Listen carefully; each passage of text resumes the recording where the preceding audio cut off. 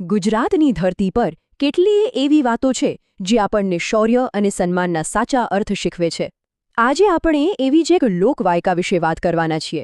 આ કહાની છે એક બહારવટિયા અને એક રાજાની. આમ જુઓ તો બે દુશ્મન જેમના રસ્તા તદ્દન અલગ હતા, પણ સિદ્ધાંતો ક્યાંક ને ક્યાંક એક જ હતા. તો ચાલો આપણે સાથે મળીને આ અનોખી ગાથાને ઊંડાણપૂર્વક સમજીએ. અને હા, આ કોઈ મનગણંત વાત નથી. કહેવાય છે કે આ એકદમ સાચી ઘટના પર આધારિત છે. અને આ જ વાત આ કહાણીને ખબર છે એકદમ ખાસ બનાવી દે છે.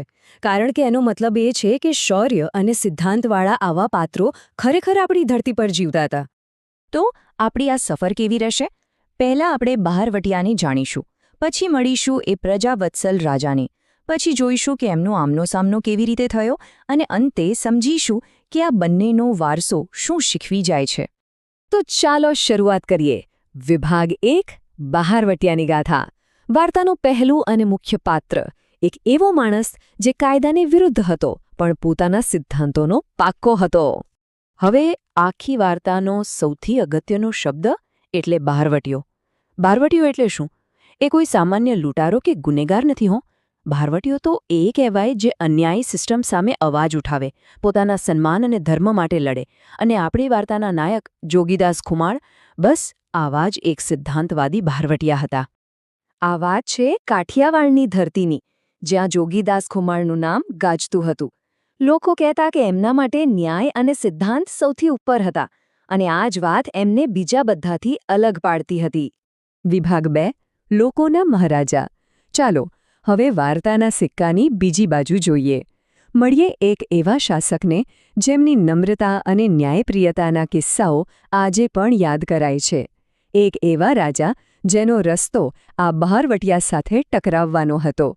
એમના વ્યક્તિત્વને સમજવા માટે આ એક નાનકડો કિસ્સો જ કાફી છે. જુઓ, મદ્રાસના ગવર્નરનું આટલું મોટું પદ છોડીને પાછા ફરી રહ્યા હતા ત્યારે કોઈ ખાસ શાહી ડબ્બામાં નહીં, પણ સામાન્ય લોકોની સાથે સામાન્ય ડબ્બામાં મુસાફરી કરી. આ જ તો એમની સાદગી હતી જે એમને લોકોના રાજા બનાવતી હતી.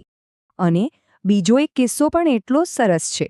શાહી બગીચામાંથી એક બાળકે નીચે પડેલું ફળ ઉપાડ્યું તો કોઈકે એને ઠપકો આપ્યો. મહારાજાને ખબર પડી તો એમણે કહ્યું, ભૂલ બાળકની નથી, બગીચો મારો છે તો જવાબદારી પણ મારી. નીચે પડેલું ફળ તો પ્રજાનું જ કહેવાય. જુઓ તો ખરા કેવી ઊંડી સમજ. અને આ વાત તો સાંભળવા જેવી છે. આખા ભારતમાં ભાવનગર એકમાત્ર એવું રજવાડું હતું જ્યાં જો કોઈ નાગરિકના ઘરે ચોરી થાય તો એ નુકસાનની ભરપાઈ ખુદ સરકાર કરતી, નાગરિક નહીં. આને કહેવાય સાચો ન્યાય અને પ્રજા માટેની જવાબદારી. વિભાગ 3, નિયતિનો માર્ગ. તો હવે આવે છે વાર્તાનો અસલી વળાંક. એક ક્ષણ જ્યારે આ બે અલગ અલગ દુનિયા, એક બહારવટિયાની અને એક રાજાની, એકબીજા સાથે ટકરાવાની હતી. જરા કલ્પના કરો એ દૃશ્યની. એક બાજુ મહારાણી પોતાના 2 કુંવરો સાથે રસ્તા પરથી પસાર થઈ રહ્યા છે. એ કુંવરો જે ભાવનગરનું ભવિષ્ય હતા, અને બીજી બાજુ પહાડોમાં છુપાઈને એમની રાહ જોઈ રહ્યો છે રાજ્યનો સૌથી મોટો દુશ્મન જોગીદાસ ખુમાણ. શું થશે હવે? તો સવાલ એ જ છે કે જ્યારે એક સિદ્ધાંતવાદી બહારવટીયો એક ઉમદા મહારાણીની સામે આવે ત્યારે શું થાય? લૂંટફાટ, અપહરણ, કે પછી કંઈક એવું જે કોઈએ વિચાર્યું પણ ન હોય? વિભાગ 4, સન્માનીય મુકાબલો. તો ચાલો જોઈએ આ ચારિત્ર્યની અનોખી કસોટીમાં ખરેખર બન્યું શું.